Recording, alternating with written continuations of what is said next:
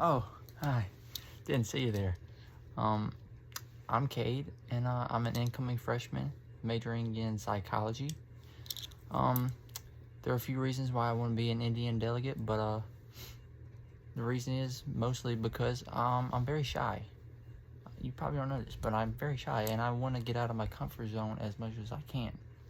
And I feel like ICC will provide me with that outlet, especially the Indian delegation. In high school, I was a part of the biology club and beta club and drama club, which all were very helpful, but we didn't really get out that much. And they were pretty much the only clubs I did since I was shy. But over time, I got out of my shell, and now I'm here. And hopefully, getting into this will provide me with that outlet, and I could help people and show people how special ICC really is.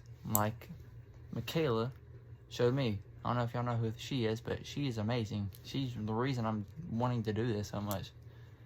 And I would love to be that person to someone else. So hopefully y'all would like that, and hopefully you pick me. Thank you.